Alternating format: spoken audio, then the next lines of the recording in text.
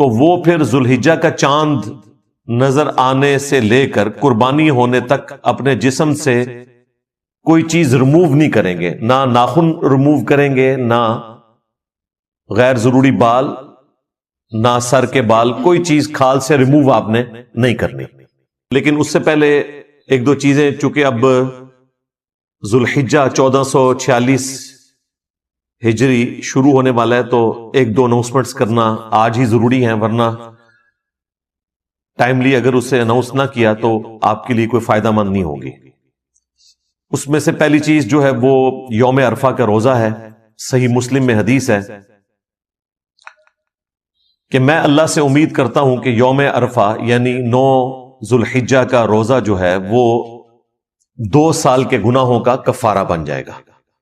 آپ علیہ السلام کی سنت تھی، یہ روزہ آپ رکھا کرتے تھے، صحابہ کرام کو بھی ترغیب دلایا کرتے تھے۔ اکثر لوگ پوچھ رہے ہوتے ہیں کہ یہ 9 ذوالحجہ جو ہے وہ آپ نے سعودی عرب کا دیکھنا ہے یا پاکستان کا؟ بھائی پاکستان کا ہی دیکھنا ہے۔ سعودی عرب کا دیکھنا تو یہ پچھلے 30-40 سال کی گیم ہے، اس سے پہلے تو ہمیں پتہ ہی نہیں ہوتا تھا کہ سعودی عرب میں چاند کب نظر آیا ہے، چند دنوں کے بعد ہی پتہ چلتا تھا۔ اور اگر آپ شروع کے 1200-1300 سال دیکھیں تو یہاں تو کسی کو نہیں پتا ہوتا تھا کہ یوم عرفہ کب آنا ہے۔ تو یہ ریلیجن پوری دنیا کے لیے، صرف عرب کے لوگوں کے لیے نہیں ہے۔ تو یہ یوم عرفہ سے مراد 9 ذوالحجہ کا روزہ ہی ہے۔ ہم نے اپنے ملک کے اعتبار سے 9 ذوالحجہ کو یہ روزہ رکھنا ہے انشاءاللہ تعالی۔ باقی جو قربانی کرنے والے لوگ ہیں ان کے لیے ایک الگ سے حدیث ہے صحیح مسلم کے اندر کہ جن لوگوں کا ارادہ ہو قربانی کرنے کا اس مہینے میں، تو وہ پھر ذوالحجہ کا چاند نظر آنے سے لے کر قربانی ہونے تک اپنے جسم سے کوئی چیز ریموو نہیں کریں گے، نہ ناخن ریموو کریں گے، نہ غیر ضروری بال، نہ سر کے بال، کوئی چیز کھال سے ریموو آپ نے نہیں کرنی۔ یہ پروٹوکول ان کے لیے جنہوں نے قربانی دینی ہے۔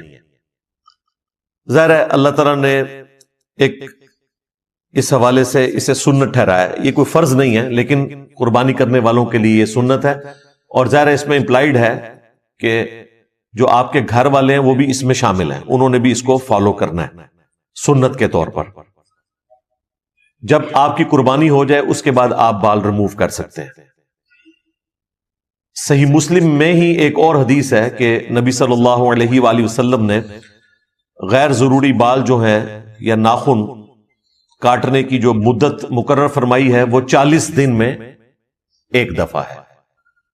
تو اب یہ ضروری نہیں ہے کہ آپ نے ہر جمعے یہ بال کاٹنے، 40 دن میں ایک دفعہ کاٹ لیے یا ناخن کاٹ لیے تو وہ کافی ہے۔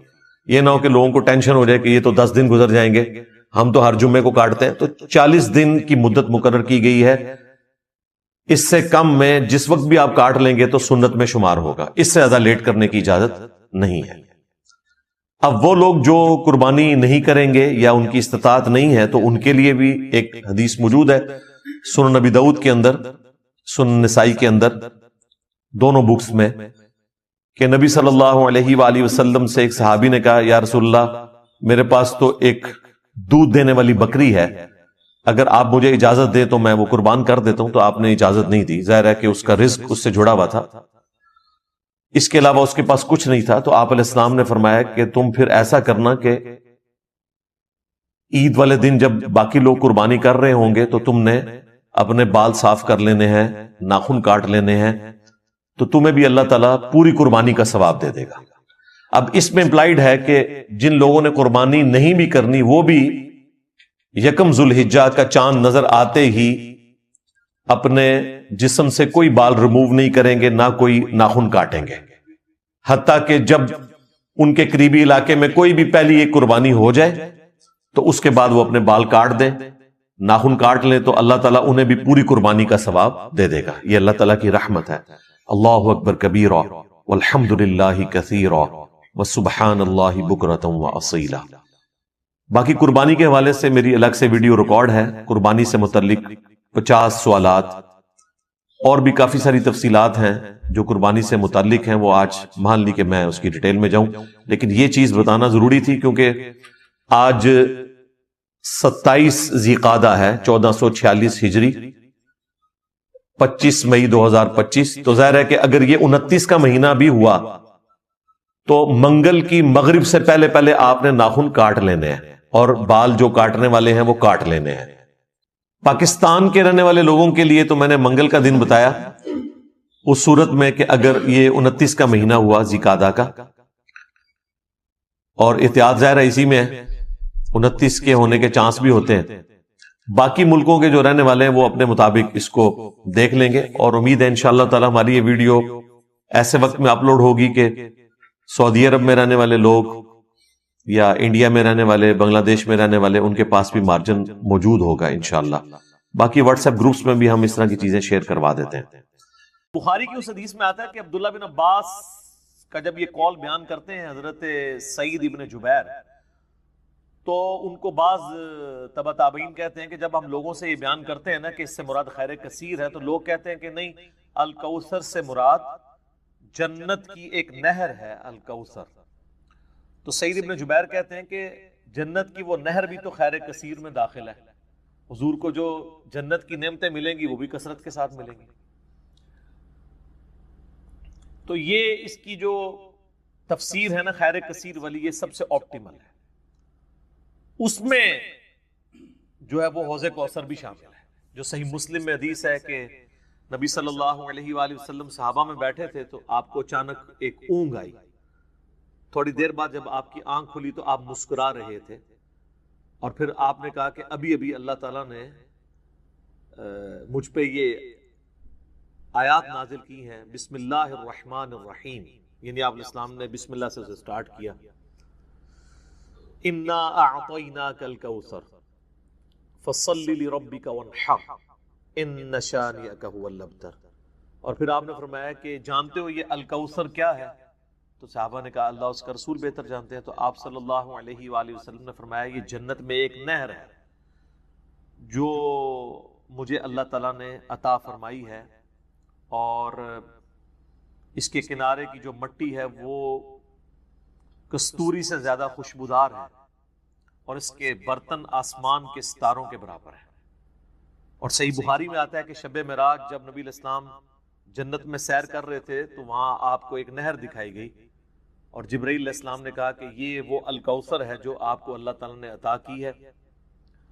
اور آپ صلی اللہ علیہ وآلہ وسلم کے الفاظ ہیں بخاری مسلم دونوں میں کہ اس کا جو مشروب ہے وہ دودھ سے زیادہ سفید، شہد سے زیادہ میٹھا، اور اس کی خوشبو کستوری کی خوشبو سے زیادہ ہے، اور جو کوئی ایک دفعہ میرے حوض کوثر سے وہ مشروب پی لے گا اسے کبھی بھی پیاس نہیں لگے گی.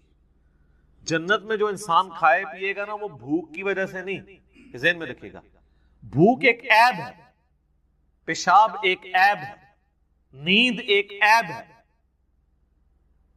اسی لیے یہ تینوں چیزیں جنت میں نہیں ہیں. جنت میں انسان کھائیں گے لذت لینے کے لیے، پیشاب نہیں ہوگا. بخاری مسلم میں الفاظ ہیں خوشبودار ڈکار آئے گی، سارا کھانا ہضم. تو جنت چونکہ نعمتوں کا نام ہے، کوئی کمزوری نہیں، وہاں پہ نیند بھی نہیں ہے. یہاں پہ تو ہم نیند کیوں یوز کرتے ہیں؟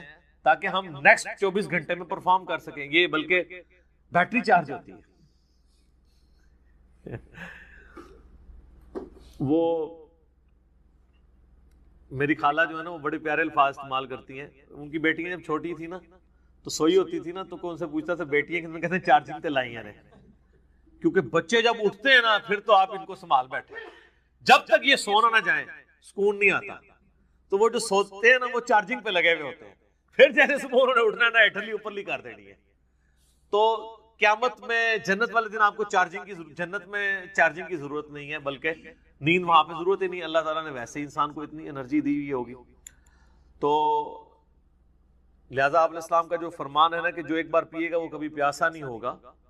تو کسی کے ذہن میں خیال آ سکتا ہے کہ پیاسا نہیں ہوگا تو پھر پانی کی لذت کیا؟ وہ اللہ تعالیٰ نے جنت کی نعمتوں میں لذت ہی اتنی رکھی ہے کہ انسان لذت کی وجہ سے اس کو استعمال کرے گا. اور پھر انہی احادیث میں بخاری و مسلم کے موجود ہے کہ میرے حوض کوثر پہ پھر ایسے لوگ بھی لائے جائیں گے جن میں پہچانتا ہوں گا، اور جب میں انہیں مشروب پلانے لگوں گا تو میرے ان کے درمیان ایک آڑ قائم کر دی جائے گی. تو میں کہوں گا کہ یہ تو میرے صحابہ ہیں، اصحابی اصحابی. امتی والی روایتیں بھی ہیں بخاری مسلم میں، اصحابی والی بھی ہیں. تو مجھے بتایا جائے گا کہ یا رسول اللہ آپ کو نہیں پتا آپ کے بعد انہوں نے دین میں بدعتیں جاری کر دی تھی اور الٹے قدم پھر گئے تھے، تو آپ صلی اللہ علیہ وآلہ وسلم فرماتے ہیں کہ پھر میں کہوں گا سحقا سحقا لمن غیر بعدی، ان پہ پھٹکار ہو، ان کو مجھ سے دور کر دو جنہوں نے میرے بعد میرے دین کو بدل دیا. یہ حدیث بخاری اور مسلم دونوں میں ہے، اور حوض کوثر والے چیپٹر میں امام مسلم اسے لے کے آئے ہیں، بخاری میں موجود ہے. اس حدیث پہ کامنٹس ہیں عبداللہ ابن ابی ملیکہ تابعی کے. وہ جب بھی حدیث بیان کیا کرتے تھے تو وہ کہا کرتے تھے اے اللہ ہم تجھ سے یہ دعا کرتے ہیں کہ تیرے نبی کی وفات کے بعد ان کے دل سے الٹے قدم نہ پھریں، آمین ثم آمین. تو اللہ تعالیٰ ہمیں حوض کوثر پہ آپ صلی اللہ علیہ وآلہ وسلم کے مبارک ہاتھوں سے مشروب نصیب فرمائے. یہ دعا انسان کو اپنے لیے کرنی چاہیے. ظاہر ہے کہ وہ اہل جنت ہوں گے. اور بخاری مسلم میں کہ اس کے جو برتن ہیں نا، وہ برتن ہی آسمان کے ستاروں کے برابر اس کی تعداد ہے. پورا ایک نقشہ کھینچا گیا. آپ مشکات کی 30 جلد میں حوض کوثر اور شفاعت والا چیپٹر نکالیں تو آپ کو وہ ساری احادیث مل جائیں گی. ترمذی اور ابن ماجہ میں ایک وہ حدیث بھی بڑی مشہور ہے جو حضرت انس بن مالک کہتے ہیں کہ یا رسول اللہ کیا میری شفاعت کریں گے؟ تو آپ فرمایا میں کروں گا. تو یا رسول اللہ قیامت والے دن میں آپ کو کہاں تلاش کروں؟ تو آپ علیہ السلام فرمایا میزان عمل پہ آ جانا جہاں میرے امتیوں کے نام مال تول رہے ہوں گے. یا رسول اللہ وہاں نہ پاؤں تو فرمایا حوض کوثر پہ آ جانا. عرض کی وہاں پہ بھی نہ پاؤں تو فرمایا پھر پولیس رات پہ آ جانا.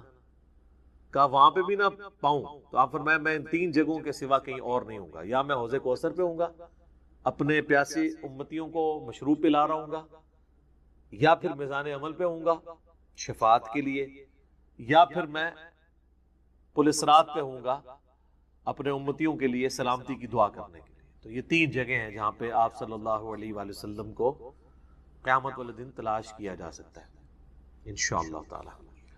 تو یہ حوض کوثر میں وہ خیر کثیر جو ہر طرح کی آپ کو عطا کی گئی وہ بھی شامل ہے، اور اسپیسیفکلی حوض کوثر جو ہے وہ بھی. حتیٰ کہ جو بخاری اور مسلم میں حدیث ہے، آپ نے اپنی وفات سے 1 مہینے پہلے خطبہ دیا تھا غزوہ احد کے شہداء پر، جو آپ نے نماز جنازہ دوبارہ پڑھی تھی 8 سال بعد.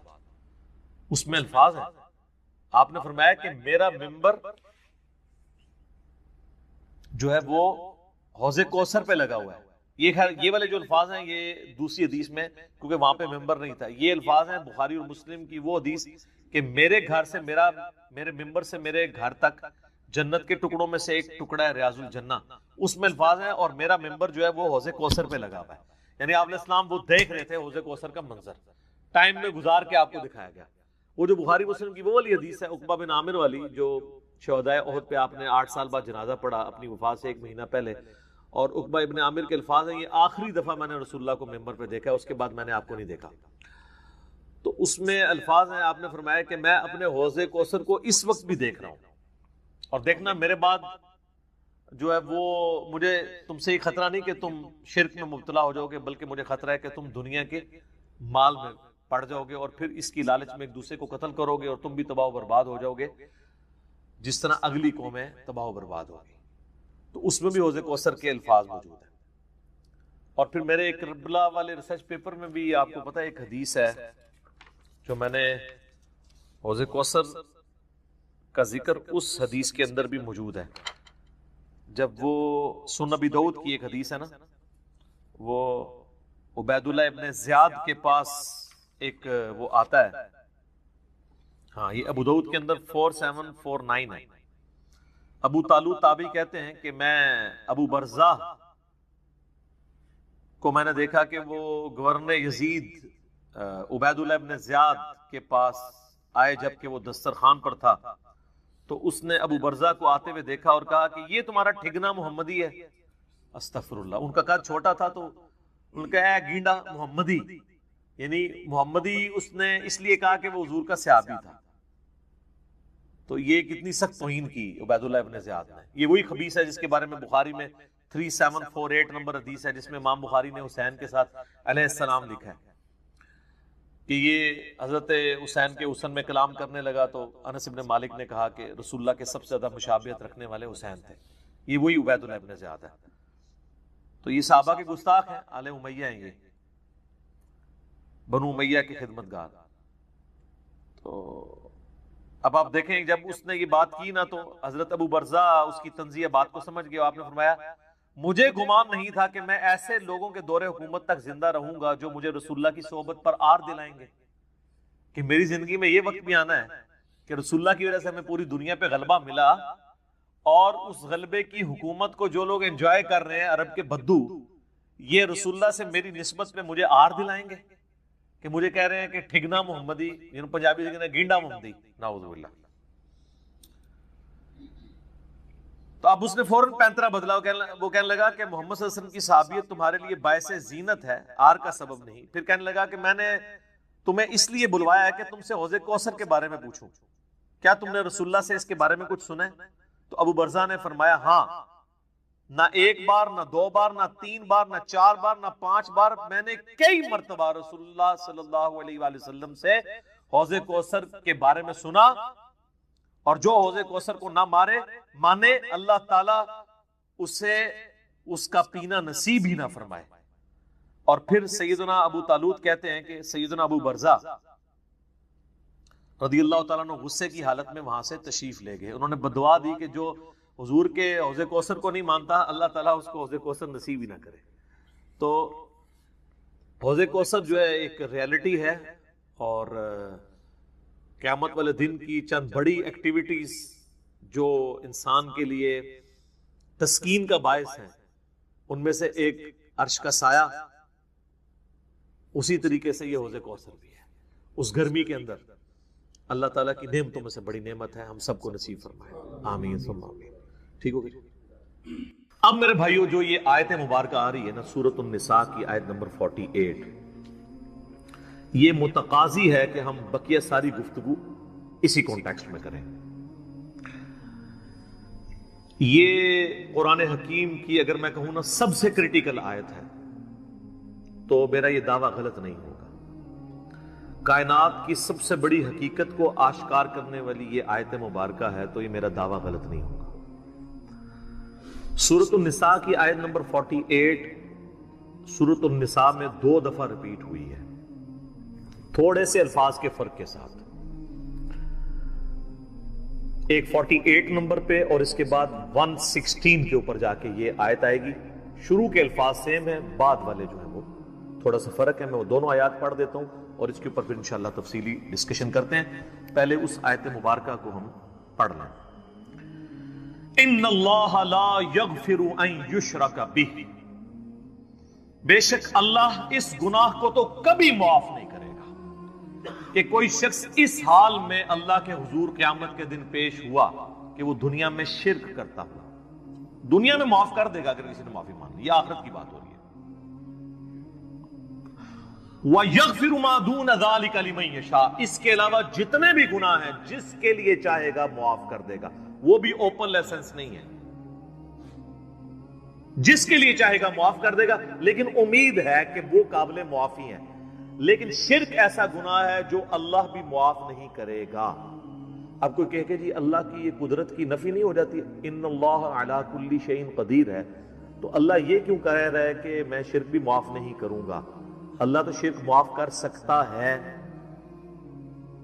ہم یہ جملہ بھی نہیں بولیں گے کہ کر سکتا ہے، اس لیے لا تبدیل لکلمات اللہ۔ جو اللہ کی وعیدیں ہیں نا وہ اللہ کے فیصلے ہیں، یہ بہت سخت معاملہ ہے، اللہ کے کلمات نہیں بدلتے۔ تو اللہ تعالیٰ نے یہ اپنی ڈیسٹنی میں چیز مقرر کر دی ہے کہ میں نے مشرک کو کسی صورت بھی بخشنا نہیں ہے، اس کے لیے جنت نہیں ہے۔ ہاں اس کے علاوہ کوئی گناہ ہے وہ جس کے لیے چاہے گا معاف کر دے گا، اور وہ بھی اوپن لائسنس نہیں ہے۔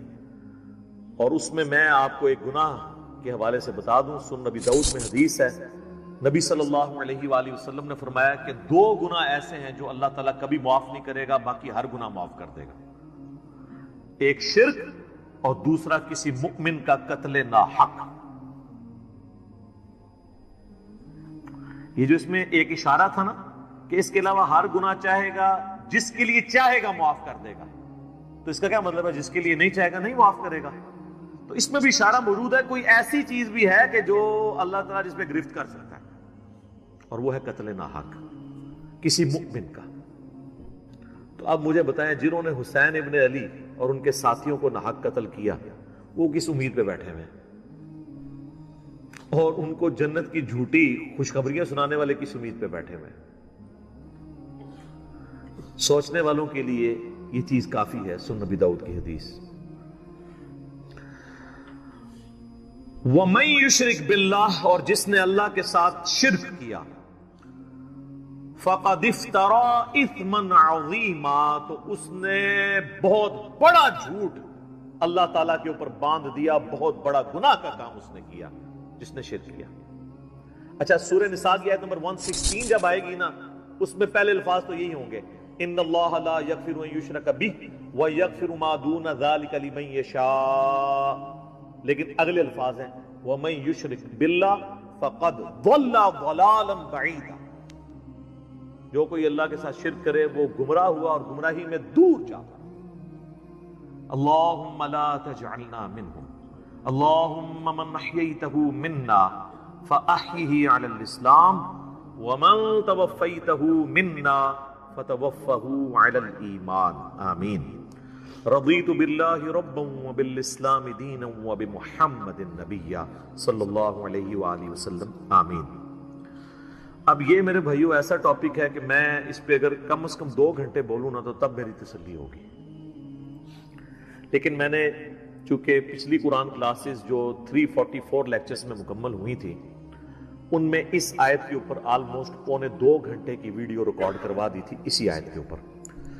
مسئلہ نمبر 3 کے نام سے وہ اپلوڈڈ ہے یوٹیوب کے اوپر.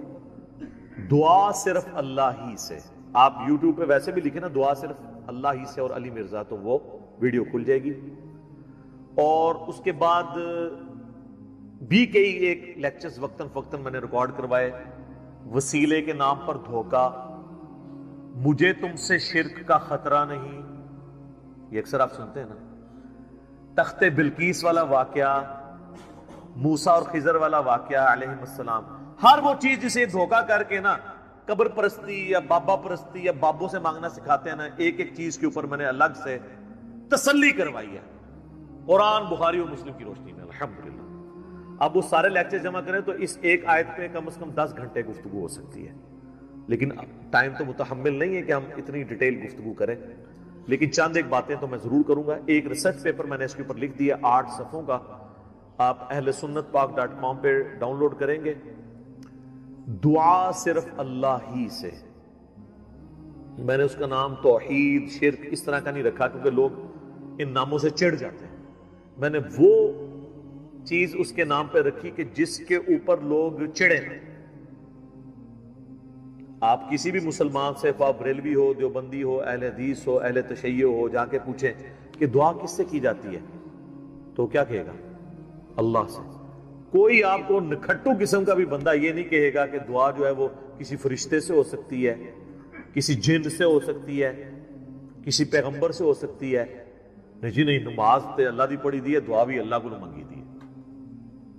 لیکن حالت یہ ہوگی کہ وہ دعا اللہ سے یہ مانگ رہا ہوگا. نماز میں تو قرآن کی وہ آیت سورۃ الفاتحہ کی 4 نمبر آیت کم از کم 17 رکھتے ہیں جو فرض ہیں روزانہ کی، ان میں 17 دفعہ پڑھتا ہوگا ایاک نعبد و ایاک نستعین. اے اللہ عبادت بھی صرف کریں گے اور مدد بھی صرف تجھی سے مانگیں گے. یہ مدد کون سی؟ دعا والی، غائب میں کسی کو پکارنا. ایک تو ہے آپ سامنے بیٹھے ہیں، یہ تو قرآن میں حکم ہے وَتَعَاوَنُوا عَلَى الْبِرِّ وَالتَّقْوَى وَلَا تَعَاوَنُوا عَلَى الْإِثْمِ وَالْعُدْوَانِ. نیکی اور پرہیزگاری کے کاموں میں ایک دوسرے کی مدد کرو، برائی میں مت کرو. یہ تو قرآن میں حکم ہے. میں آپ کو کہتا ہوں مجھے پانی پلا دیں، آپ مجھے پانی پلاتے ہیں، تو یہ قرآن میں حکم ہے کہ آپ نے اسباب اختیار کرنا ہے. لیکن آپ بغداد شریف میں، اجمیر شریف میں، اور وہاں بھی قبر میں دفن ہیں اور آپ مر چکے ہیں، آخرت کی زندگی میں زندہ ہیں، دنیا کی زندگی سے نکل چکے ہیں، اور میں آپ سے کہوں کہ پانی پلا دیں. وہی بات، وہی جملہ ایک فریم آف ریفرنس کے بدلنے سے شرک بن جائے گا، کیونکہ آپ غیر اللہ سے دعا مانگ رہے ہیں۔ ظاہری اسباب میں تو آپ کافر سے بھی مدد مانگ سکتے ہیں۔ صحیح بخاری میں موجود ہے، نبی علیہ السلام جب فوت ہوئے تو آپ کی زرہ بھی ایک یہودی کے پاس گروی رکھی ہوئی تھی، گندم کے عوض، اناج کے عوض، تو آپ نے یہودی سے بھی مدد لی۔ بعض لوگ کہتے ہیں جی نبی علیہ السلام نے غزوہ خیبر پر مولا علی سے مدد مانگی۔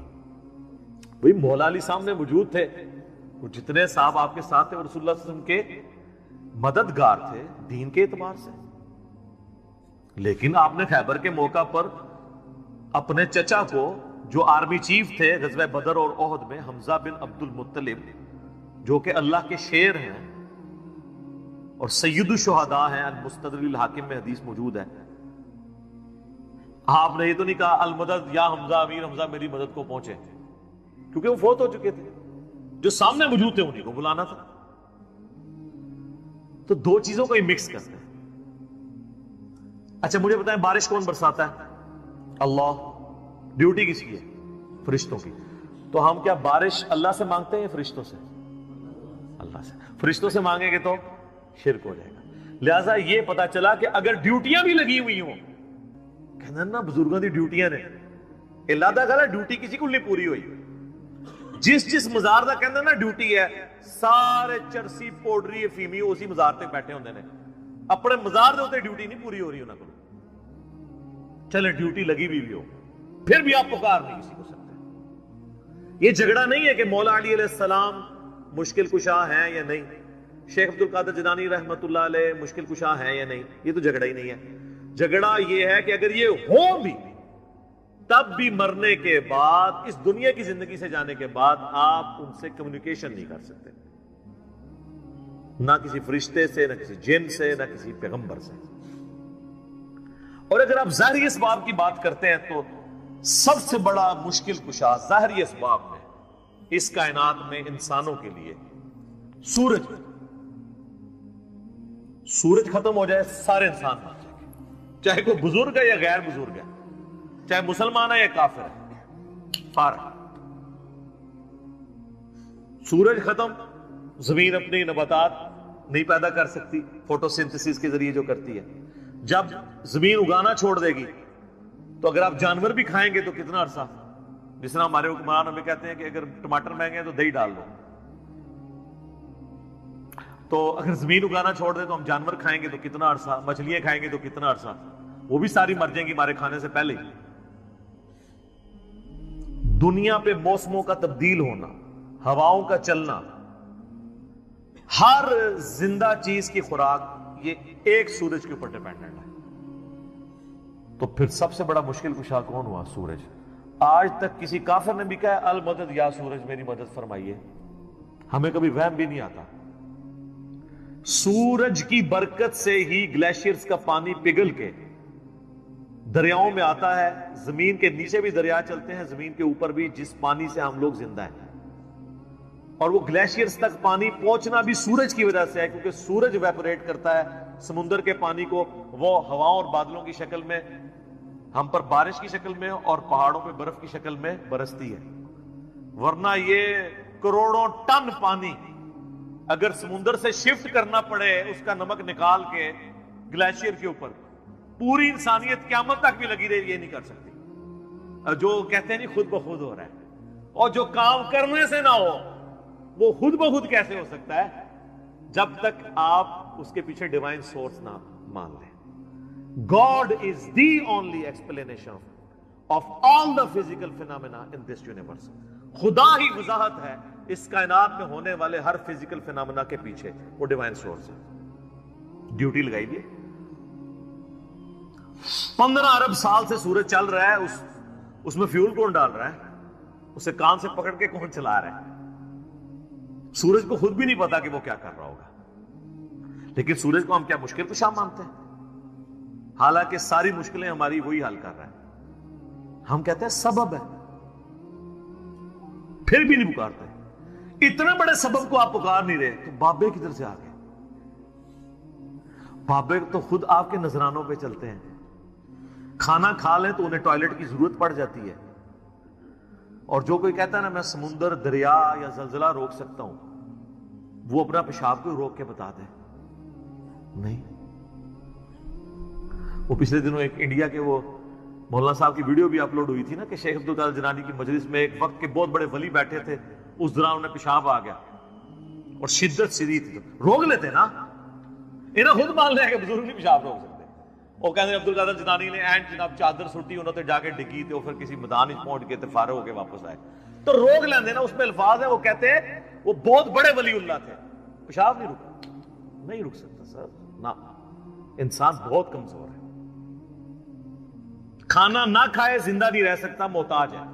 سورۃ المائدہ کی آیت نمبر 72 میں آیا عیسیٰ اور ان کی ماں روٹی کے محتاج تھے۔ اگر عیسیٰ اولو العزم پیغمبر محتاج ہیں کھانا کھانے کے، اور ان کی ماں سارے بزرگوں سے بڑی بزرگ ولیہ مریم بنت عمران وہ روٹی کی محتاج ہے، تو بابوں کی کیا اوقات ہے؟ روٹی کے محتاج ہے، اور روٹی کھا لیں تو نکالنے کے محتاج، نہ نکلے تو پھر پریشانی، سب کچھ اللہ کر رہا ہے۔ تو میرے بھائی جب یہ اللہ کر رہا ہے، پکارنا اللہ کو ہے، ایاک نعبد و ایاک نستعین۔ یہ ہمارا مین جھگڑا ہے شرک کے حوالے سے، ہزاروں باتیں ایک طرف، اصل بات یہ ہے کہ اصل شرک ہوا ہے ایاک نستعین میں۔ عبادت کی کوئی شکل، نماز، روزہ، حج، زکوٰۃ، نظر، نیاز، سب اللہ کے لیے، سب دیتے بھی اللہ کے لیے، بس اصالہ ثواب کی نیت کرتے ہیں، وہ چھوٹا مسئلہ ہے، ٹھیک ہے، میت کی طرف سے اصالہ ثواب ہو سکتا ہے، لیکن ایاک نستعین میں مسلمانوں کی اکثریت شرک کر رہی ہوتی ہے۔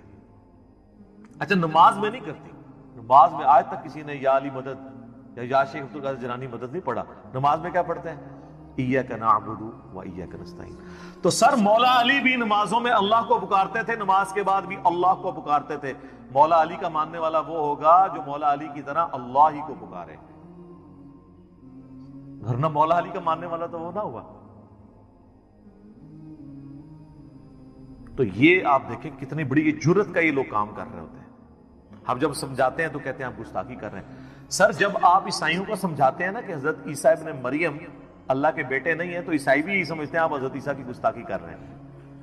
اور قرآن میں تو بہت سخت بات آئی ہے، سورہ المائدہ کی آیت نمبر 17 میں، لَقَدْ كَفَرَ الَّذِينَ قَالُوا إِنَّ اللَّهَ هُوَ الْمَسِيحُ ابْنُ مَرْيَمَ، بے شک وہ لوگ کفر کر رہے ہیں جو یہ کہہ رہے ہیں کہ عیسیٰ ابن مریم ہی اللہ ہیں۔ اس کے بعد کتنے سخت الفاظ ہیں، قل اے نبی تم فرماؤ، فَمَن يَمْلِكُ مِنَ اللَّهِ شَيْئًا، اللہ کا کوئی کیا بگاڑ لے گا، ان اراد ان یہلک المسیح ابن مریم وامہ ومن فی الارض جمیعا، کہ اگر اللہ ارادہ کرے کہ عیسیٰ ابن مریم اور ان کی ماں کو اور ساری مخلوق کو ہلاک کر دے، اللہ کا کوئی کیا بگاڑ سکتا ہے؟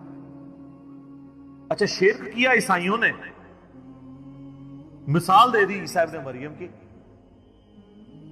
توحید کے لیے، لہذا بابوں کی مثال آئے گی سر، عیسیٰ سے بڑا تو کوئی بابا نہیں ہے۔ وجیہاً فی الدنیا والآخرہ ومن المقربین، سورہ آل عمران آیت نمبر 45۔ اور 5 اولو العزم پیغمبر جو سورۃ الاحزاب میں سورہ شورى میں آئے، محمد رسول اللہ، ابراہیم علیہ السلام، موسیٰ علیہ السلام، نوح علیہ السلام اور عیسیٰ علیہ السلام، ان میں سے ایک ہے عیسیٰ ابن مریم۔ اور اللہ فرما رہا ہے اللہ کا کوئی کیا بگاڑ لے گا اگر اللہ عیسیٰ اور اس کی ماں اور سب لوگوں کو ہلاک کر دے۔ وَلِلَّهِ مُلْكُ السَّمَاوَاتِ وَالْأَرْضِ، بادشاہت تو آسمانوں اور زمین کی اللہ کی ہے، وَمَا بَيْنَهُمَا، اور جو کچھ اس کے درمیان ہے اس کا مالک بھی اللہ ہے۔ يَخْلُقُ مَا يَشَاءُ، جو چاہتا ہے پیدا کرتا ہے، عیسیٰ کو بھی اس نے پیدا کیا، یہ اس کی مخلوق ہے، دیٹس آل، جس طرح اور مخلوقات ہیں۔ وَاللَّهُ عَلَى كُلِّ شَيْءٍ قَدِيرٌ، اور اللہ تعالیٰ ہر چیز کے اوپر قادر ہے۔ سر کس لیول پہ جا کے آپ کو اللہ سمجھائے گا، کس لیول کے اوپر جا کے؟ توحید کا معاملہ بہت سینسٹیو ہے۔ میں اکثر ایک جملہ بولتا ہوں، شرک is the most sensitive issue in the sight of Allah. Allah کے حضور شرک سے زیادہ کوئی حساس معاملہ نہیں ہے، اس لیے تو یہ آیت آئی ہے کہ اللہ نے ہر گناہ معاف کر دینا لیکن یہ معاف نہیں کرنا۔ لیکن سر ایک خوشخبری بھی ہے، سورۃ الفرقان کی آیت نمبر 70 میں آیا کہ اگر کوئی شرک سے دنیا کی زندگی میں توبہ کر لے، ہم اس کے گناہوں کو بھی نیکیوں سے بدل دیں گے۔ سبحان اللہ وبحمدہ سبحان اللہ وبحمدہ سبحان اللہ العظیم عدد خلقہ ورضا نفسہ وزنۃ عرشہ ومداد کلماتہ. یعنی اللہ اس کو یہ بھی لکھے گا کہ اتنا سا تو نے شرک کیا ہے، ہن پہلے اینے سال نیکیاں کر، تو ایڈا گاڑا گناہ سی، انہوں ختم کرنے ٹائم چاہیے. اللہ کہتا ہے تو توبہ کر لے، میں اس گناہ کو بھی نیکی کے برابر تول لوں گا، ایک بار میری طرف آ جا. صحیح مسلم میں حدیث ہے اور جامعہ ترمذی میں بھی، اے میرے بندے اگر تو اتنے گناہ کر لے کہ آسمان تک پہنچ جائیں اور صرف ایک دفعہ مجھ سے معافی مانگ لے، میں تیری توبہ قبول کر لوں گا. اور اے میرے بندے اگر تو زمین و آسمان گناہوں کے بھر کے قیامت والے دن میرے پاس آیا لیکن تو نے ایک گناہ نہ کیا ہوا اور وہ ہے مجھ سے کے ساتھ کسی کو شریک ٹھہرانا، تو میں اس قدر مغفرت کے ساتھ اس سے ملاقات کر لوں گا اگر تو نے شرک نہ کیا ہوا. بس یہ گارنٹی دے. ایک تو موٹا موٹا شرک ہے نا، ویسے تو خواہش نفس کو بھی شرک کہا گیا. افرائیت من اتخذ الہہ ہوا، بھلا اس شخص کو دیکھا جس نے اپنی خواہش نفس کو اپنا خدا بنا لیا. وہ بھی چھوٹا شرک تو ہے. فجر کے وقت اذان کی آواز سن کے مسجد میں نہ جانا اور اپنے نفس کی پیروی کرنا، یہ بھی شرک کی ایک فارم ہے. اسی لیے ابراہیم علیہ السلام کو سب سے بڑی جو ڈگری قرآن میں اللہ نے دی ہے نا، وہ کیا ہے؟ وما کان من المشرکین. وہ مشرک نہیں تھے. ہاں بندہ کہتا ہے یار یہ کون سی ڈگری ہے، مشرک تو میں بھی نہیں ہوں. نا سر نا، ابراہیم علیہ السلام دی توحید اور تے تہاڈی میری توحید اور. وہ ہر طرح کے شرک سے آزاد ہو چکے تھے. سر اس سے بڑی کیا بات ہوگی؟ اللہ نے قرآن پاک میں فرمایا کہ سورۃ البقرہ میں کہ جب جب ابراہیم کو اس کے رب نے آزمایا تب تب وہ آزمائش میں پورا اترا. اور سورۃ النجم میں فرمایا ابراہیم وہ ہے جو ہم سے وفا کرنے والا ہے. اور سورہ الصافات میں آیا کہ ہم نے اسے اتنی بڑی آزمائش میں ڈالا کہ اس کے بچے کی قربانی کا اسے حکم دیا تو وہ تیار ہو گیا اس کے لیے. تو انہوں نے بیٹے کو بھی اللہ کے مقابلے پہ کھڑے نہیں ہونے دیا، اس لیے کہا گیا وما کان من المشرکین. یہ کوئی چھوٹی ڈگری نہیں، بہت بڑی ڈگری ہے. تو شرک کا معاملہ بہت سینسٹیو ہے. یہ صحیح مسلم کی میں نے آپ کو حدیث بتائی. ایک اور حدیث ہے صحیح مسلم کے اندر ہی کہ نبی علیہ السلام جب شب معراج گئے تو اللہ تعالیٰ نے ان کو 3 تحفے دیے. نمبر 1 5 نمازیں، نمبر 2 سورۃ البقرہ کی آخری 2 آیات آمن الرسول، اور تیسرا یہ کہ میں گارنٹی دیتا ہوں کہ آپ کا جو امتی شرک نہیں کرے گا نا، میں اس کی مغفرت کر دوں گا قیامت والے دن. یعنی at the end of the day, اپنا عذاب بھگتنے کے بعد. یہ نبی علیہ السلام کو گارنٹی دی گئی. بخاری اور مسلم دونوں میں حدیث ہے، نبی علیہ السلام نے 3 دفعہ فرمایا جانتے ہو سب سے بڑا گناہ کون سا ہے؟ جانتے ہو سب سے بڑا گناہ کون سا ہے؟ جانتے ہو سب سے بڑا گناہ کون سا ہے؟ صحابہ نے کہا یا رسول اللہ اور اس کا رسول بہتر جانتے ہیں. آپ فرمایا کیا میں تمہیں بتا نہ دوں؟ تمہیں بتا نہ دوں؟ بتا نہ دوں؟ کہ یا رسول اللہ بتائیں. فرمایا اللہ کے ساتھ شرک کرنا. اور ایک اور حدیث ہے بخاری اور مسلم کی، اس میں بھی یہی الفاظ ہیں، لیکن اس میں الفاظ ہیں کہ تم اللہ کے ساتھ شرک کرتے ہو حالانکہ اس نے تمہیں پیدا کیا. پیدا کرنے والا اور پیدا ہوا برابر نہیں ہو سکتے. سر اللہ ہی ہے جو پیدا کرنے والا ہے، باقی سب پیدا ہوئے ہیں. تو وہ اللہ کے مقابلے میں کیسے آ سکتے ہیں؟ نیور، کبھی نہیں آ سکتے. صحیح بخاری اور مسلم میں ایک اور حدیث ہے، معاذ ابن جبل کہتے ہیں کہ میں نبی علیہ السلام کے پیچھے ایک دفعہ سواری پہ گدھے پہ بیٹھا تھا. آپ کے اور میرے درمیان بس ایک پالان کی لکڑی تھی. یعنی آپ علیہ السلام نے اپنے پیچھے وہ ایک چھوٹی سی لکڑی رکھی ہوئی تھی کمر کو سپورٹ دینے کے لیے. اب وہ یہ نقشہ اس لیے کھینچ رہے تھے اپنا رسول اللہ سے قرب بتانے کے لیے کہ میری خوش نصیبی ہے کہ حضور گدھے پہ بیٹھے ہیں آگے اور میرے اور نبی علیہ السلام کے درمیان صرف ایک لکڑی کی وہ پالان کی ڈنڈی ہے لکڑی کی. سر آپ ذرا خوش نصیبی کا لیول دیکھیں. اور نبی علیہ السلام سواری پہ مجھ سے ارشاد فرماتے ہیں معاذ، تو کہتے ہیں میں نے کہا یا رسول اللہ حاضر ہوں، حکم کیجئے. پھر حضور نے دوسری دفعہ کہا اے معاذ، پھر انہوں نے کہا یا رسول اللہ میں حاضر ہوں. تیسری دفعہ بھی اس طرح کہا. پھر حضور نے، یعنی یہ اس لیے آپ کرتے تھے کہ کسی کو اٹینٹیو کریں کہ میں آپ کو بہت بڑی بات کرنے لگا. تو میں معاذ جانتے ہو کہ اللہ کا اپنے بندوں پہ کیا حق ہے؟ کہ رسول اللہ اور اس کا رسول بہتر جانتے ہیں. فرمایا کہ اللہ کا اپنے بندوں پہ یہ حق ہے کہ وہ صرف اسی کی عبادت کریں اور اس کے ساتھ کسی کو شریک نہ ٹھہرائیں.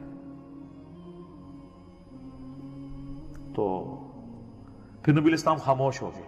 سواری تھوڑی آگے گئی. پھر آپ نے کہا معاذ کہ یا رسول اللہ حاضر. لبیک یا رسول اللہ، یہ الفاظ ہیں، یا رسول اللہ حاضر. پھر کہا معاذ لبیک یا رسول اللہ، 3 دفعہ. پھر جانتے ہو جو بندہ یہ کر لے کہ وہ شرک نہ کرے اور اللہ کی ہی عبادت کرے، اس بندے کا اپنے رب پہ کیا حق ہے؟ ہائے ہائے ہائے، بندے کا کیا حق ہو سکتا ہے؟ بندے کی کیا اوقات ہے؟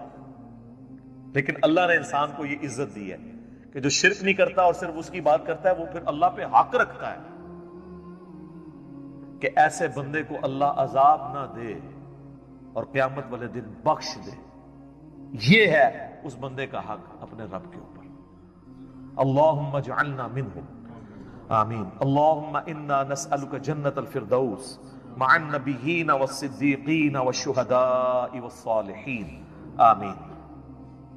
یہ اس بندے کا حق ہو جائے گا. سنن ابن ماجہ میں اور مسند احمد میں حدیث ہے، معاذ ابن جبل کہتے ہیں، یہی معاذ اور ابو درداء اصحاب صفہ میں سے، وہ کہتے ہیں میرے خلیل نے، میرے جگری یار نے رسول اللہ کے لیے وہی لفظ استعمال. سورۃ الفاتحہ قرآن حکیم کی وہ واحد سورت ہے کہ جس کی فضیلت قرآن میں آئی ہے.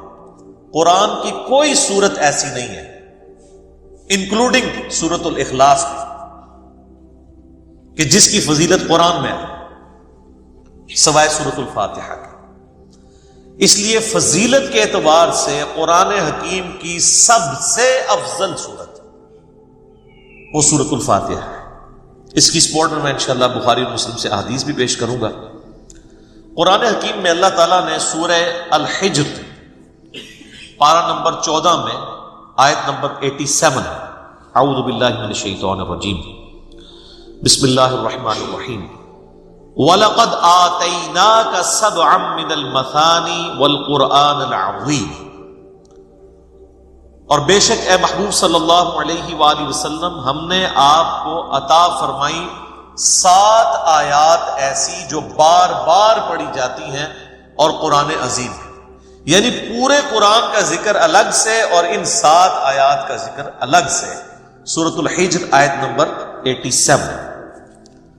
اور ظاہر ہے وہ بار بار دہرائی جاتی ہے. دنیا کا کوئی بھی مسلمان ہو، اس کا تعلق کسی بھی مکتبہ فکر کے ساتھ ہو، کم از کم 5 نمازوں کی فرض رکعتوں میں 17 دفعہ تو سورۃ الفاتحہ وہ پڑھتا ہے.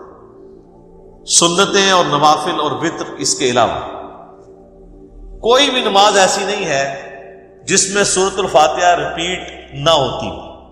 یہی اس کی فضیلت کے لیے کافی ہے کہ قرآن حکیم جو نماز میں ہم پڑھتے ہیں وہ ہم بدل بدل کے پڑھتے ہیں، لیکن سورۃ الفاتحہ ایسی چیز ہے جو ہر رکعت میں پڑھی جاتی ہے. حتیٰ کہ صحیح بخاری اور صحیح مسلم کی متفق علیہ حدیث ہے کہ اللہ کے محبوب صلی اللہ علیہ وآلہ وسلم نے فرمایا، لا صلاۃ لمن لم یقرأ بفاتحۃ الکتاب. جو نماز میں سورہ فاتحہ نہیں پڑھتا اس کی نماز ہی نہیں ہوتی. یہ اتنی اوبلیگیٹری چیز ہے. یہ بات بھی اس کی فضیلت کے لیے کافی ہے کہ یہ قرآن حکیم کی نمبر 1 سورت اپنی ترتیب میں بھی مصحف کی اور اپنے فضائل کے اعتبار سے. قرآن حکیم کی یہ سب سے عظمت والی سورت ہے. اس کی سپورٹ میں صحیح بخاری میں ایک بڑی مشہور حدیث ہے کہ سیدنا ابو سعید ابن معلہ رضی اللہ تعالیٰ عنہ کہتے ہیں کہ میں ایک دفعہ مسجد نبوی میں نماز پڑھ رہا تھا تو اللہ کے محبوب صلی اللہ علیہ وآلہ وسلم نے مجھے آواز دی. تو میں چونکہ نماز میں مشغول تھا میں نے جانے میں تاخیر کر دی. تھوڑی دیر بعد میں پہنچا تو آپ صلی اللہ علیہ وآلہ وسلم نے فرمایا کہ میں نے تمہیں آواز دی تھی، تم کیوں نہیں آئے؟ تو انہوں نے کہا کہ میں نماز پڑھ رہا تھا. تو آپ صلی اللہ علیہ وآلہ وسلم نے فرمایا، کیا تم نے اللہ کا یہ حکم نہیں سنا؟ سورۃ الانفال کی آیت آپ نے پڑھی، استجیبوا للہ والرسول اذا دعاکم. جب اللہ اور اس کا رسول تمہیں پکاریں فوراً ان کی آواز پہ لبیک کہو. اس کائنات میں ایک ہی ہستی ایسی ہے مخلوقات میں کہ جو اگر عین نماز کی حالت میں بھی کسی کو بلائیں تو نماز توڑ کر نہیں، نماز چھوڑ کر اسی حالت میں ان کی خدمت میں حاضر ہونا یہ فرض ہے، سورۃ الانفال کی اس آیت کے تحت اور بخاری کی اس حدیث کے تحت۔ اور وہ امام اعظم محمد رسول اللہ صلی اللہ علیہ وآلہ وسلم کی مبارک ذات ہے۔ نماز توڑ کر نہیں، کیونکہ نبی علیہ السلام کی طرف جانا اللہ کے ایک حکم سے دوسرے حکم کی طرف جانا ہے۔ وہ جہاں پہ نماز اس نے چھوڑی ہوگی، اگر 1 رکعت پڑھی ہے، 2 پڑھی ہے، 3 پڑھی ہے، تو آ کر وہیں سے اپنی نماز شروع کرے گا، اس کی نماز ٹوٹے گی نہیں۔ اس پہ اجماع امت ہے۔ بہرحال یہ جو ہمارے واعظین آئے دن کہانیاں کراتے رہتے ہیں کہ جی ماں آواز دے دے، باپ آواز دے دے، نماز توڑ دو، اس طرح کی کوئی حدیث نہیں ہے۔ البتہ یہ ضرور ہے کہ اگر زندگی موت کی کشمکش بن جائے، کوئی ایمرجنسی ہو جائے، تو آپ پھر نماز توڑ سکتے ہیں۔ لیکن نبی علیہ السلام کے کیس میں اگر بلایا جائے گا تو نماز توڑنی نہیں پڑے گی، بلکہ نماز وہیں پر چھوڑ کر آپ علیہ السلام کا حکم سننا پڑے گا۔ تو یہ آپ علیہ السلام نے ان کو تھوڑا سا ڈانٹ پلائی پیار محبت سے۔ پھر آپ نے اس صحابی کا ہاتھ اپنے ہاتھوں میں پکڑا اور پھر فرمایا کہ میں اس مسجد سے باہر نکلنے سے پہلے تمہیں قرآن حکیم کی سب سے عظیم صورت سکھاؤں گا۔ آپ علیہ السلام کی عادت تھی کہ آپ اگر کسی کو تھوڑا سا بھی سختی سے پیش آتے تھے تو پھر اس کے ساتھ دل جوئی بھی فرماتے تھے۔ آپ ہاتھ پکڑے اور فرمایا کہ میں تمہیں ایک تحفہ دوں گا۔ وہ صحابی کہتے ہیں پھر تھوڑی دیر بعد جب ہم مسجد سے باہر نکلے تو مسجد سے نکلتے ہوئے میں نے نبی علیہ السلام سے کہا یا رسول اللہ اپنا وعدہ پورا کریں، آپ نے مجھے کہا تھا کہ آپ مجھے قرآن کی سب سے عظمت والی صورت تعلیم فرمائیں گے۔ تو آپ علیہ السلام نے فرمایا کہ وہ صورت ہے الحمدللہ رب العالمین، یعنی سورۃ الفاتحہ۔ اور پھر آپ علیہ السلام نے ساتھ ہی یہ سورہ ہجر کی آیت نمبر 87 بھی پڑھی کہ یہ وہ جو قرآن حکیم میں آیا ہے وَلَقَدْ آتَيْنَاكَ سَبْعًا مِّنَ الْمَثَانِ وَالْقُرْآنِ الْعَظِيمِ، یہ ہے وہ سورت جو قرآن حکیم میں اللہ نے مجھے عطا کی، جو 7 آیات بار بار دہرائی جاتی ہیں۔ اور پھر آپ علیہ السلام کے بخاری میں الفاظ ہیں یہ ام الکتاب ہے، یہ قرآن کی ماں ہے، قرآن کی جڑ اس میں ہے، اسی سے پورے قرآن کا درخت نکل رہا ہے۔ فاتحہ بھی ہے، ام الکتاب بھی ہے، اور یہ وہ 7 آیات ہیں جو سورہ ہجر میں آئی۔ تو سورہ ہجر کی اس آیت کے کانٹیکسٹ میں کتاب التفسیر چیپٹر میں امام بخاری اس حدیث کو لے کر آئے۔ یہ حدیث کافی ہے اس کی فضیلت کے لیے۔ اچھا، یہ تو سورہ اعظم تھی نا قرآن کی، قرآن کی ایک آیت بھی ہے جو اعظم ہے، وہ صحیح مسلم میں حدیث ہے۔ ابی ابن کعب، جن کے بارے میں بخاری مسلم میں آتا ہے کہ 4 بندوں سے قرآن سیکھو، ان میں ایک عبداللہ ابن مسعود ہیں اور ایک ابی ابن کعب ہیں اور سیدنا سالم ہیں، یہ ان میں سے ایک ہے۔ تو ابی ابن کعب کہتے ہیں کہ نبی علیہ السلام نے مجھ سے ایک دن پوچھا کہ جانتے ہو کہ قرآن کی سب سے اعظم آیت کون سی؟ تو انہوں نے کہا یا رسول اللہ صلی اللہ علیہ وآلہ وسلم، میرے اندازے کے مطابق قرآن حکیم کی سب سے عظیم آیت اللہ لا الہ الا هو الحی القیوم، آیت الکرسی، سورہ بقرہ کی آیت نمبر 255 ہے۔ تو آپ علیہ السلام نے اپنا ہاتھ ان کے سینے پہ مارا محبت کے ساتھ اور فرمایا ابو منذر، تمہیں یہ علم مبارک، یعنی نبی علیہ السلام نے ان کے علم کے اوپر ان کی تحسین فرمائی کہ تمہیں میرے بتائے بغیر تم نے صحیح اندازہ لگایا کہ قرآن حکیم کی سب سے اعظم سورت جو آیت ہے وہ آیت الکرسی۔ بخاری سے پتہ چلا کہ سب سے اعظم سورت سورۃ الفاتحہ ہے، مسلم شریف سے پتہ چلا سب سے اعظم آیت الکرسی ہے۔ تو اس سے یہ بات بھی کلیئر ہوگی کہ جو لوگ کہتے ہیں نا وہ احادیث میں ہے سواد اعظم، وہ سب سے بڑا گروہ جو ہے اس کو پکڑ لینا، اور وہ سب سے بڑا گروہ ہر ملک میں ڈیفرنٹ ہوتا ہے۔ یعنی آپ بنگلہ دیش میں جائیں گے تو وہاں سب سے بڑا گروہ دیوبندی ہے، پاکستان میں سب سے بڑا گروہ بریلوی ہے، سعودیہ میں چلے جائیں گے اہل حدیث بڑا گروہ ہے، ایران میں چلے جائیں گے شیعہ بڑا گروہ ہے۔ تو وہاں اعظم سے مراد تعداد میں بڑا نہیں ہے، عظمت میں بڑا۔ ورنہ سورۃ الفاتحہ کی تو 7 آیات ہیں اور سورہ بقرہ کی 286، تو وہ ہونی چاہیے تھی سورہ اعظم۔ اور آیت الکرسی سے بھی لمبی ایک آیت جو ہے وہ آیت دین جو ہے سورہ بقرہ کے اندر موجود ہے. تو یہ عظمت کا ذکر.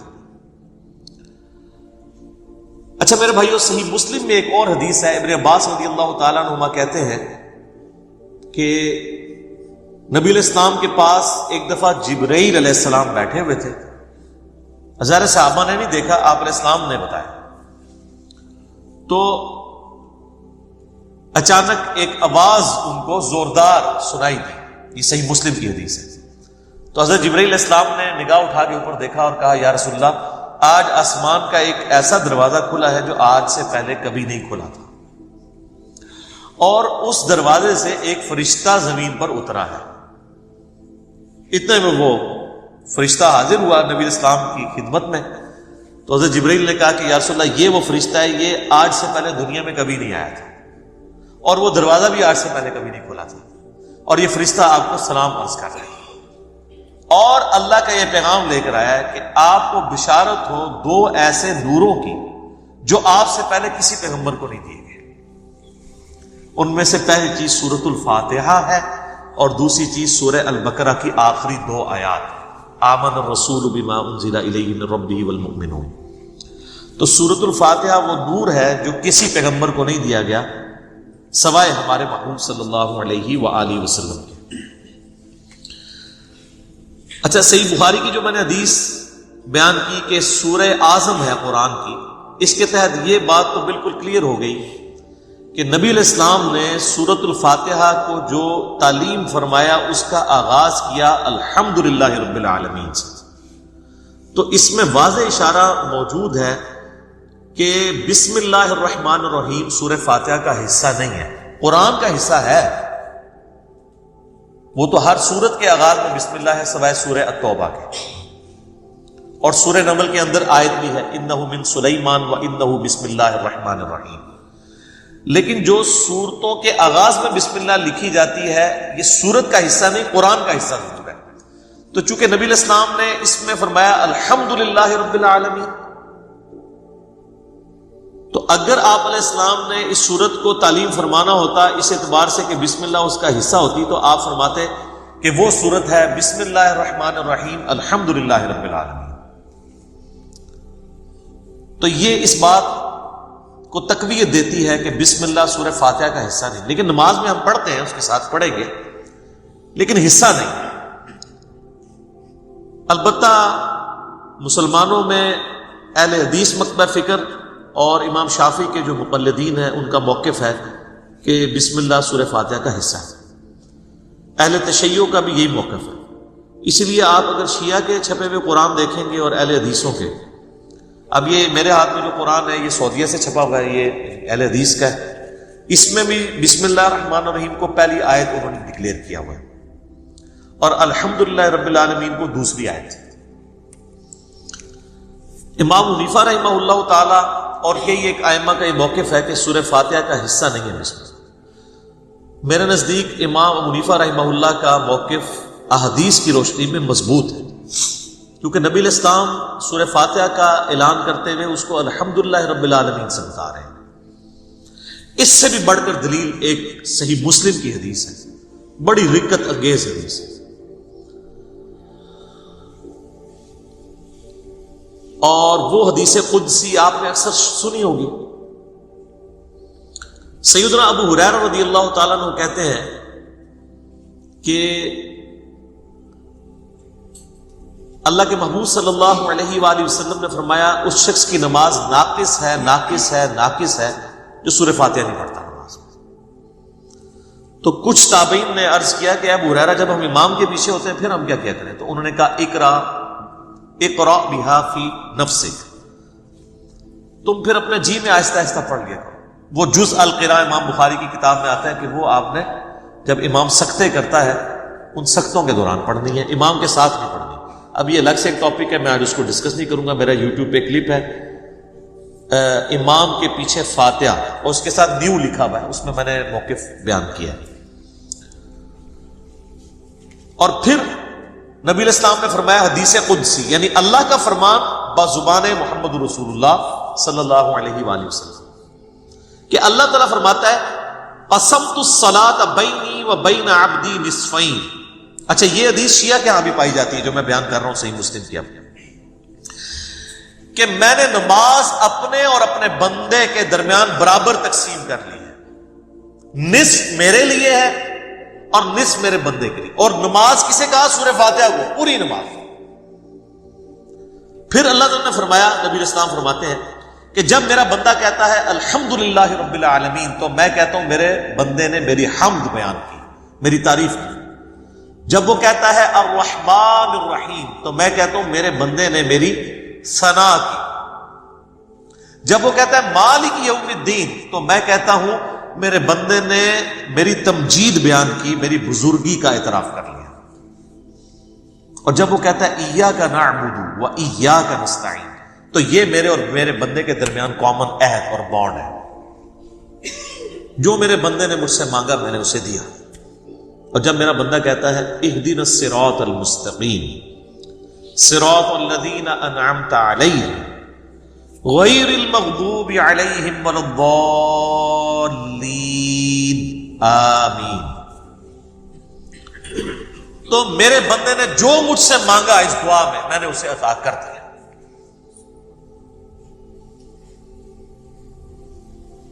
یہ حدیث بھی اس بات کا ثبوت ہے کہ سورہ فاتحہ کا حصہ بسم اللہ نہیں ہے، ورنہ تو یہ سٹارٹ یہاں سے ہوتی کہ جب میرا بندہ کہتا ہے بسم اللہ الرحمن الرحیم، تو میں کہتا ہوں میرے بندے نے میرے نام سے آغاز کیا. جب وہ کہتا ہے الحمدللہ رب العالمین، تو میں کہتا ہوں میرے بندے نے میری حمد کی. تو اس حدیث میں بھی، حدیث قدسی میں بھی، سورہ فاتحہ کا آغاز الحمدللہ رب العالمین سے. لہذا اہل تشیع اور اہل سنت میں اہل حدیث اور شافعی ہے جو شوافع، ان کا موقف مضبوط نہیں ہے اس مسئلے میں. امام حنیفہ رحمہ اللہ کا موقف اس مسئلے میں، جہاں کئی مسئلوں میں ان کے موقف غلط ہے، اس مسئلے میں ان کا موقف ٹھیک ہے کہ سورہ فاتحہ کا حصہ نہیں ہے بسم اللہ. اس سے بھی بڑھ کر بخاری اور مسلم میں حدیث ہے، انس بن مالک کہتے ہیں میں نے پوری زندگی نبی علیہ السلام کے پیچھے نماز پڑھی، اس کے بعد حضرت ابو بکر کے پیچھے، پھر حضرت عمر کے پیچھے، پھر حضرت عثمان کے پیچھے. میں نے ان چاروں میں کسی کو بھی قرات کا آغاز نماز میں بسم اللہ سے کرتے ہوئے نہیں سنا، ہمیشہ الحمدللہ رب العالمین سے سنا. وہ ثنا تو خاموشی سے پڑھی جاتی ہے نا، اور بسم اللہ میں قرات کا آغاز وہ کرتے تھے الحمد سے. اس کا مطلب ہے کہ وہ سورہ فاتحہ سے اسے الگ سمجھتے تھے. اور مسلم میں تو یہاں تک الفاظ ہیں، بلکہ وہ حضرت انس بن مالک تو انکار ہی کر رہے ہیں. وہ کہتے ہیں کہ نبی علیہ السلام اور حضرت ابو بکر و عمر سورہ فاتحہ سے نہ پہلے بسم اللہ پڑھتے تھے نہ بعد میں، یعنی اگلی سورہ سٹارٹ کرنے سے پہلے بھی بسم اللہ نہیں پڑھتے تھے، کنٹینیوشن کے ساتھ پڑھتے تھے. بعض محدثین نے اس کی توجیہ بیان کی کہ اس سے مراد ہے کہ بلند آواز سے نہیں پڑھتے تھے، کیونکہ ثنا اور بسم اللہ آہستہ آواز سے پڑھنا تو ثابت ہے. تو آہستہ آواز سے پڑھنا ہی اس بات کی دلیل ہے کہ اس کو فاتحہ سے الگ کر کے پڑھتے تھے، لہذا وہ فاتحہ کا حصہ نہ ہوا. اچھا، اب ٹیکنیکلی اس کو آپ سمجھیں کہ سورہ فاتحہ کی یہ 7 آیات کیسے پوری ہوتی ہیں. مسلم میں جو یہ ہے نا الفاظ کے آدھی میرے لیے آدھی میرے بندے کے لیے، تو پھر سورہ فاتحہ آدھی ہوتی ہوگی نا کہیں پہ، کیونکہ آدھی میرے لیے اور آدھی میرے بندے کے لیے. تو آئیں پھر آدھی کر کے دیکھ لیتے ہیں. وہ سٹارٹ ہو رہا ہے اس حدیث میں، جب میرا بندہ کہتا ہے الحمدللہ رب العالمین، تو میں کہتا ہوں میرے بندے نے میری حمد کی. الرحمن الرحیم، میرے بندے نے میری ثنا کی. مالک یوم الدین، میرے بندے نے میری بزرگی کا اعتراف کیا. 3 آیتیں ہوگی. اس کے بعد آتا ہے ایاک نعبد و ایاک نستعین، یہ میرے اور میرے بندے میں کامن ہے، لہذا یہ آیت پھر سینٹر میں ہوگی، کیونکہ تینوں پہلی آیات جو ہیں وہ اللہ کی تعریف ہے. الحمدللہ رب العالمین، الرحمن الرحیم، مالک یوم الدین. ایاک نعبد و ایاک نستعین عہد ہے، اور کہا یہ کامن ہے، مراد یہ سینٹر میں ہے. اور اس کے بعد جتنی چیزیں وہ دعائیں ہیں، اہدنا الصراط المستقیم، یہ بندے کی ہوگی. صراط الذین انعمت علیہم غیر المغضوب علیہم ولا الضالین آمین. یہ 3 آیات اللہ سے دعا ہوئی، یہ بندے کے لیے، اور اس میں الفاظ ہیں جو میرے بندے نے مانگا میں نے دے دیا. پہلی 3 اللہ کی ثنا، اور سینٹر والی ایاک نعبد و ایاک نستعین کامن بانڈ. ٹھیک ہو گیا؟ اس سے بھی مزے کی بات، ایاک نعبد و ایاک نستعین بھی سینٹر ہو جاتی ہے. یہ ایک آیت ہے، ایاک نعبد، اے اللہ ہم تیری عبادت کرتے ہیں، یہ بھی اللہ کی تعریف ہے. وَإِيَّاكَ نَسْتَعِينُ، اور دعا تجھ سے کرتے ہیں. واو پہ آگے سینٹر بنتا ہے. اس واو سے پہلے 3.5 آیات اس طرف ہیں اور 3.5 آیات اس طرف ہیں. یہ بالکل سینٹر بنتی ہے واو. ایاک نعبد، اور وہ اسی لیے حدیث میں ہے نا یہ کامن ہے. کامن کیوں ہے؟ ایاک نعبد، میرے بندے نے میری عبادت کی، وایاک نستعین، میرے بندے نے مجھ سے مانگا. اور کیا مانگا؟ اہدنا الصراط المستقیم صراط الذین انعمت علیہم غیر المغضوب علیہم ولا الضالین آمین. تو یہ اتنی مضبوط دلیل ہے، یہ جتنے دلیل کیا کتنے دلائل میں نے سامنے رکھ دیے ہیں کہ جس کے بعد کوئی گنجائش نہیں رہتی کہ کوئی بندہ ہٹ درمی پہ اور ضد پہ آ جائے. شیخ زبیر علی رحمہ اللہ تعالیٰ سے 2008-9 کی بات ہے. میں نے اب چونکہ وہ اہل حدیث تھے تو اہل حدیث کی کوشش ہوتی ہے کہ امام حنیفہ ہر مسئلے میں غلط ثابت ہو جائے. تو میں نے ان کے سامنے کہا جی اب آپ کو چیک کرتے ہیں، ہم بخاری مسلم کو مانتے ہیں کہ وہ یہ نہ ہو کہ امام حنیفہ کی دشمنی آپ کو اس پہ نہ ابھار دے کہ آپ سچائی سے اناد کریں. تو مجھے کہتے ہیں نہیں وہ بسم اللہ حصہ ہے فاتحہ کا. میں نے کہا جی یہ واضح احادیث ہے، یہ میں نے سارے دلائل میں آپ کو بھی سن کے اندازہ ہو گیا ہوگا اس کے بعد کوئی بندہ یا مان سکتا ہے یا چھڑولی چھوڑ سکتا ہے آگے سے. بالکل واضح بات ہے. تو ان باتوں کا ان کے پاس کوئی جواب نہیں تھا. وہ کہتے ہیں نہیں امام شافعی. میں نے کہا امام شافعی کو چھوڑیں، آپ کہتے ہیں کتاب و سنت، آپ کہہ رہے ہیں امام شافعی کہتے ہیں بسم اللہ حصہ ہے. ہم آپ کو بخاری مسلم سے ثابت کر رہے ہیں کہ سورہ فاتحہ کا حصہ نہیں ہے بسم اللہ. بہرحال نماز میں بھی پڑھیں گے، قرآن میں بھی پڑھا جائے گا، قرآن کا حصہ ہے سورہ فاتحہ سے پہلے پڑھنا. اور نماز میں بھی ہم بسم اللہ پڑھنا سنت ہے، بسم اللہ پڑھ کے سورہ فاتحہ پڑھی جاتی ہے. جب بالکل پہلی دفعہ پڑھی جائے گی پھر تو اعوذ باللہ بھی پڑھا جائے گا. یہ بھی ذہن میں رکھیے گا، پہلی رکعت میں تو اعوذ باللہ سے بھی سٹارٹ کریں گے، باقی رکعتوں میں صرف بسم اللہ سے. کیوں؟ قرآن جب بھی پڑھا جائے گا نا تو اعوذ باللہ سے آغاز ہوگا. ایون آپ نے قرآن پڑھتے پڑھتے تلاوت روک دی، بند کی، کسی سے گپ شپ کی، دوبارہ پڑھیں گے تو اعوذ باللہ سے. اور اس کا حکم جو ہے سورۃ النحل آیت نمبر 98 میں موجود ہے. فَإِذَا قَرَأْتَ الْقُرْآنَ فَاسْتَعِذْ بِاللَّهِ مِنَ الشَّيْطَانِ الرَّجِيمِ. پس تو جب بھی قرآن کی قرات کرنے لگے تو اللہ کی پناہ حاصل کر لیا کر شیطان مردود کے اگینسٹ. کیوں؟ اگر آپ شیطان کے اگینسٹ اللہ کی پناہ نہیں حاصل کریں گے تو قرآن پڑھ کے آپ غلط رزلٹ بھی نکال سکتے ہیں. اس میں قرآن کا قصور نہیں ہے. اگر ایک اچھی گاڑی ہے اس پہ ڈرائیور غلط بیٹھ کے جا کے ٹھوک دیتا ہے تو گاڑی کا تو قصور نہیں ہے. تو قرآن حکیم سے غلط رزلٹ جان بوجھ کے لوگ نکال سکتے ہیں جب تک کہ اپنے آپ کو قرآن کے سامنے سرنڈر نہ کریں اور اللہ تعالیٰ کے سامنے اپنے آپ کو پیش نہ کریں شیطان کے اگینسٹ کہ یا اللہ تو ہی پناہ دے ہمیں اس کے اگینسٹ. ورنہ قرآن حکیم وہ پڑھیں گے تو اس سے غلط رزلٹ بھی نکال سکتے ہیں. وَلِعَوْذُ بِاللَّهِ تعالی. اس لیے حکم دیا گیا. اچھا بخاری مسلم کی ایک حدیث بڑی مزے کی ہے. صحابہ کرام کا قافلہ کہیں جا رہا تھا، راستے میں انہوں نے ایک جگہ پانی کے لیے پڑاؤ کیا تو وہاں پہ ایک قبیلہ آباد تھا. انہوں نے صحابہ کرام کی کوئی مہمان نوازی نہیں کی، لیکن اسی دوران ان کے قبیلے کے سردار کو ایک سانپ یا بچھو نے ڈس لیا. یہ حدیث بخاری میں بھی ہے اور مسلم میں. تو جب وہ سانپ اور بچھو نے ڈس لیا تو وہ صحابہ کرام کے پاس آئے اور کہا کہ تم میں سے کوئی ایسا ہے جو جھاڑ پھونک کر سکتا ہو، دم ڈال سکتا ہو زہریلے جانور کا. تو ایک صحابی نے کہا ہاں مجھے ایک دم آتا ہے لیکن میں یہ بکریوں کا پورا ریوڑ اس کے عوض معاوضہ دوں گا. مرتے کیا نہ کرتے، پھنسے ہوئے تھے. انہوں نے کہا ٹھیک ہے. اس نے جا کے دم ڈالا سورہ فاتحہ پڑھ کے. تو حدیث کے الفاظ ہیں وہ بندہ اس طرح ہو گیا جیسے مردہ زندہ ہو جاتا ہے.